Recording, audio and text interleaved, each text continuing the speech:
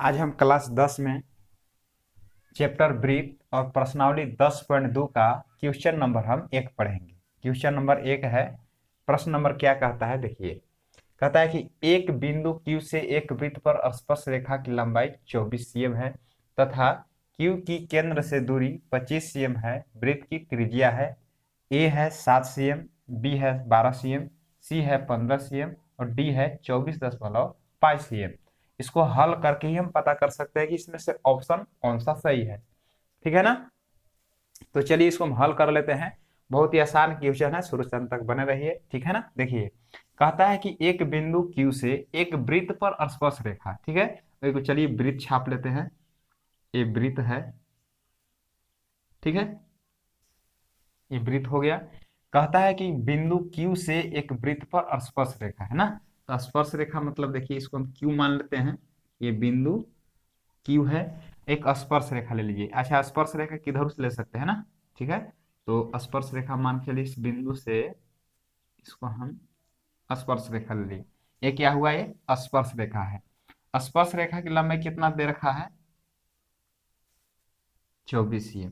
तो स्पर्श रेखा के बारे में आप पढ़े हैं, ठीक ना, कि स्पर्श रेखा जो है किन्हीं एक बिंदु पर, ठीक है ना, स्पर्श करती है किन्हीं एक बिंदु पर। तो ये बिंदु पर स्पर्श कर रही है, जो हम लगाया ना, ये बिंदु समझ लीजिए।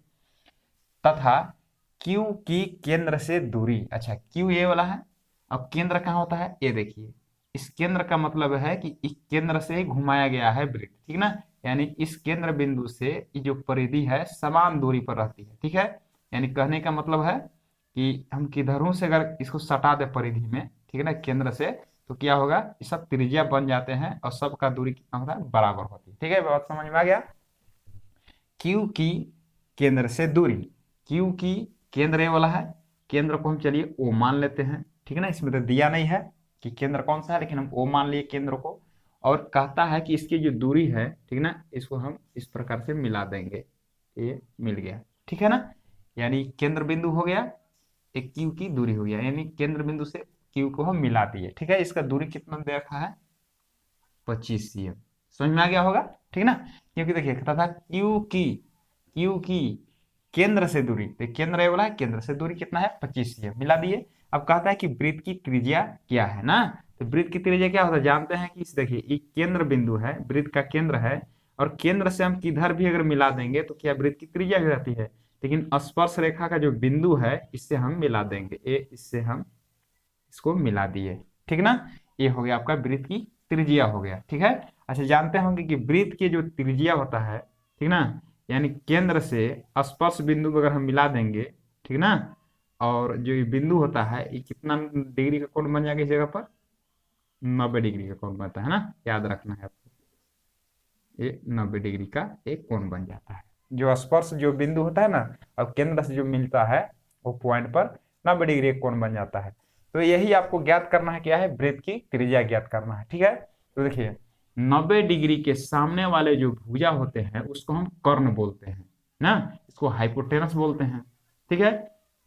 अब क्या करना है, तो हाइपोटेनस जो होता है अन्य दोनों भुजाओं से बड़ा होता है, ठीक है ना। तो क्या लगा देंगे हम, पाइथागोरस प्रमेय लगा देंगे। लिखेंगे हम कि त्रिभुज, क्या लिखेंगे, इसको चलिए हम P मान लेते हैं, ये चलिए P है, ठीक ना।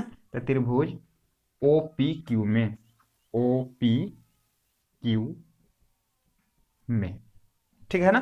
तो पाइथागोरस लगा देंगे। पाइथागोरस क्या कहता है, कर्ण स्क्वायर बराबर लंब स्क्वायर प्लस आधार स्क्वायर, ठीक है ना। तो कर्ण चलिए क्या है, OQ, क्या है, OQ। तो क्या करना है, जो कर्ण का जो वर्ग होता है अन्य दो भुजाओं के वर्गों के योग के बराबर होता है, ठीक ना। ये तो पाइथागोरस प्रमेय है। यानी पाइथागोरस प्रमेय है कि जो कर्ण का जो वर्ग होता है, ठीक ना, अन्य दो वर्गों के योग के बराबर होगा। मतलब ये दोनों का योग, इन दोनों को वर्ग कर लेंगे, इसका योग इसके बराबर होता है। तो पाइथागोरस प्रमेय क्या कहता है कि लंब स्क्वायर प्लस आधार स्क्वायर बराबर कर्ण स्क्वायर, ठीक है ना। ये लिख सकते हैं, यहाँ पर लिख सकते हैं लंब स्क्वायर प्लस आधार का स्क्वायर बराबर क्या होता है, कर्ण का स्क्वायर। ये दोनों का वर्गों का योग कर्ण के बराबर होता है। तो कर्ण केवल हमें पता करना है, कर्ण को एक तरफ लिखा जाता है, ये दोनों एक तरफ लिखा जाता है, ठीक है, जैसे कि हम लिख दिए, ठीक है। तो लंब क्या है मान के चलिए ओपी का स्क्वायर प्लस आधार क्या है पी क्यू के स्क्वायर बराबर कर्म क्या है ओ क्यू की स्क्वायर। ओपी क्या दिया हुआ है ओपी तो हमें निकालना है तो ओपी लिखेंगे ओपी का स्क्वायर प्लस पी क्यू दिया है ना पी क्यू कितना है 24 का स्क्वायर। ठीक है। और ओ क्यू दिया है 25 का स्क्वायर। ओपी का मान 25 है इसका स्क्वायर लगा लिए। ठीक है। अब क्या करेंगे ओपी का स्क्वायर इसको हम 24 की स्क्वायर करेंगे मतलब 24 गुना 24 करेंगे तो कितना होगा 576 और 25 का स्क्वायर का मतलब 25 गुना 25 कितना हुआ 625। अब ओपी का स्क्वायर बराबर क्या हो जाएगा 625 इधर प्लस 576 उधर क्या हो जाएगा माइनस 576 हो जाएगा। तो ओपी का स्क्वायर बराबर घटा देंगे तो 15 में से 6 गया तो 9 11 में से 7 गया तो 4। ठीक है। तो ओपी बराबर क्या होगा इधर से रूट हटा यानी स्क्वायर हटा इधर का आ जाएगा रूट में आ जाएगा 49। ठीक है ना। तो ओपी का मान क्या आ गया 49 का वर्गमूल क्या हो जाएगा 7 cm। यही आपका वृत्त की त्रिज्या है अतः वृत्त की त्रिज्या ठीक है बराबर 7 cm। इसमें से हम चुन लेंगे कौन सा ऑप्शन सही है ए है। ठीक है। तो आशा करते हैं कि प्रश्न आपको अच्छी तरह से समझ में आ गया होगा। ठीक है ना।